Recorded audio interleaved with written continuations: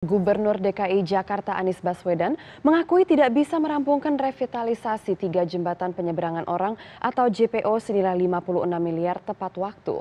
Kendala teknis menjadi alasan revitalisasi itu tidak sesuai target tenggat. Dan untuk mengetahui perkembangan proses revitalisasi JPO Polda Metro Jaya, JPO Gelora Bung Karno, dan JPO Ratu Plaza, kami sudah terhubung dengan koresponden CNN Indonesia Arman Helmi. Ya, selamat pagi Arman. Arman, berdasarkan pantauan Anda hari ini, seperti apa kondisi JPO yang sedang direvitalisasi dan sudah berapa persen progres penyelesaiannya? Ya, baik, selamat pagi Amel dan juga Rian Hasri. Pagi-pagi saat ini saya sudah berada di salah satu JPO dari ketiga JPO yang sedang menjalani proses revitalisasi oleh Pemprov DKI Jakarta, yaitu jembatan penyeberangan orang yang berada atau terletak di depan Mall Ratu Plaza di Jalan Sudirman. Mungkin bisa saya perlihatkan sedikit, ini di samping saya akses ataupun juga ya jalan menuju ke penyeberangan orang ini masih ditutup sementara karena memang masih tetap dalam proses revitalisasi seperti itu. Ini masih tertutup oleh papan triplex dan juga papan seng di sebelah sana. Kalau saya lihat lewat pantauan saya pagi hari ini di jembatan penyeberangan orang, memang untuk progres pembangunan ataupun juga proyek pengerjaan jembatan penyeberangan orang ini sudah hampir rampung, sekitar 95% seperti itu, sesuai dengan apa yang sudah disampaikan oleh Gubernur DKI Jakarta Anies Baswedan, bahwa memang ini sudah hampir rampung sebenarnya. Dan menurut target dari Pemprov DKI Jakarta, pengerjaan revitalisasi daripada 3 jembatan penyeberangan orang ini seharusnya sudah harus rampung atau sudah harus selesai sampai pada akhir Januari 2019. Ya, mungkin bisa kita lihat juga di belakang sana ya, kalau kita lihat secara keseluruhan kondisi daripada jembatan penyeberangan orang ini sudah lebih rapi daripada kondisi sebelumnya ya. Kalau kita lihat, atau mungkin Amel dan Rian pernah menggunakan atau mengakses jembatan penyeberangan orang ini, fakta-fakta yang bisa kita lihat misalnya seperti ada lantai daripada jembatan penyeberangan ini yang sudah berkarat seperti itu, sehingga ini sangat berbahaya tentu saja bagi pejalan kaki dan juga bagi penyandang difabel yang terpaksa harus melintas di jembatan penyeberangan orang ini.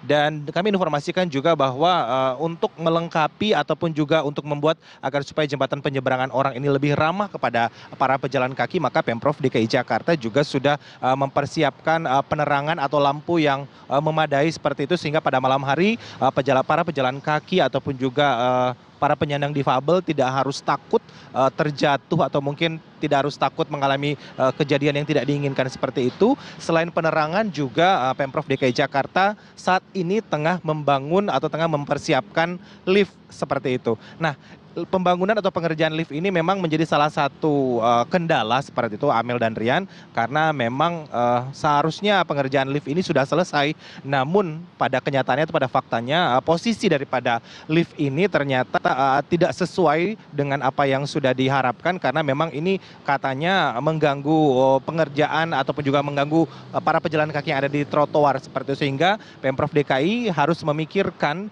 di mana untuk mengganti atau merubah letak daripada posisi lift sehingga para pejalan kaki dan penyandang difabel ini bisa mempergunakan lift tersebut dengan baik.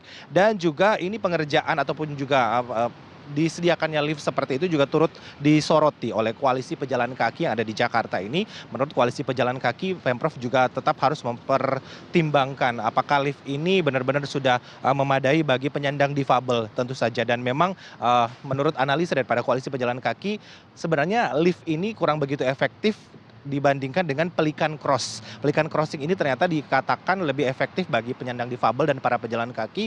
Mereka tidak perlu harus naik tangga, mereka tinggal langsung menyeberang lewat pelikan crossing ini, sehingga tidak terlalu banyak resiko yang ditimbulkan seperti itu. Namun ini juga lagi-lagi tetap akan dipertimbangkan oleh Pemprov DKI Jakarta, karena memang penggunaan lift ini dirasa juga bisa menghemat waktu seperti itu. Namun lagi-lagi kalau kita lihat pembangunan lift seperti ini harus benar-benar diseriusi, terutama maintenance-nya ataupun juga perawatannya, karena memang menurut pantauan daripada koalisi pejalan kaki ada 30 JPO di ibu kota yang sebagian besar dalam kondisi yang terlantar seperti itu. Contohnya ada JPO di halte Sarina, di sana ada lift yang terpasang kurang lebih ada 3 lift dan katanya itu sudah 9 tahun sudah usang, sudah terbiarkan sehingga sampai saat ini belum bisa digunakan karena dalam kondisi yang sudah terbiarkan seperti itu. Dan ada juga salah satu lift yang ada di halte Tosari di kawasan Bundaran Hotel Indonesia. Di sana juga ada kurang lebih 2 lift yang sampai saat ini tidak bisa digunakan seperti itu.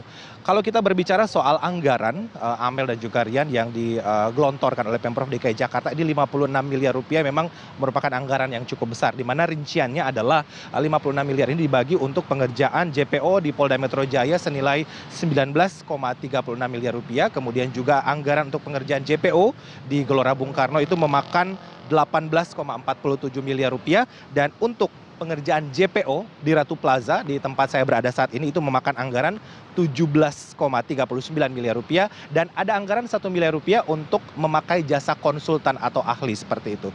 Jadi sekali lagi diharapkan, dan Pemprov DKI juga mengatakan bahwa agar supaya masyarakat ataupun juga warga ibu kota tetap bersabar karena akan diupayakan dalam minggu-minggu ini maksimal akhir Januari pengerjaan atau revitalisasi jembatan penyeberangan orang ini bisa digunakan oleh para pejalan kaki. Amel dan Rian. Baik, Arman Helmi, koresponden CNN Indonesia, terima kasih sudah melaporkan.